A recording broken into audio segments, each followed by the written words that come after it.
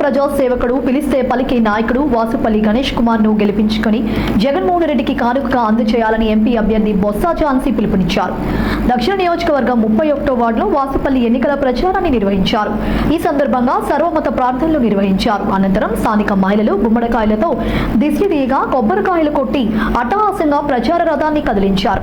ముందుగా వైసీపీ కార్యకర్తలు బరిలో నిలిచిన అభ్యర్థులకు భారీ గజమాలను వేసి ఘనంగా సత్కరించారు.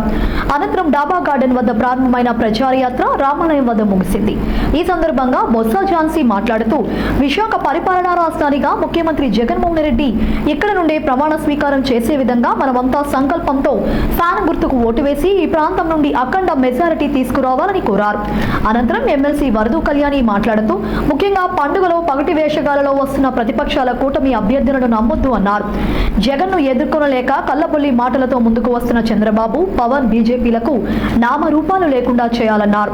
ప్రజలకు సేవ చేసే వాసుపల్లి గణేష్ కుమార్ ను విశాఖ సమస్యను పార్లమెంట్లో గలమెత్తే బొత్స ఝాన్సీని గెలిపించి ఓటర్లు తమ సత్తా చాటాలన్నారు. అనంతరం వాసుపల్లి గణేష్ కుమార్ మాట్లాడుతూ దక్షిణ నియోజకవర్గంలో అన్ని వర్గాల ప్రజలు జగన్ వెంటే ఉన్నారని, ఈ రోజు ప్రతిపక్షాల కూటములకు భయం పట్టుకుందన్నారు. సెంట్రల్ ఇన్వెస్టిగేషన్ సర్వేలో వైసీపీ విజయాన్ని ఇప్పటికే ఒప్పుకుందన్నారు. 175 నియోజకవర్గాల్లో 175 సీట్లు గెలిపించుకునే సత్తాగల నాయకత్వం వైసీపీకి ఉందని స్పష్టం చేశారు.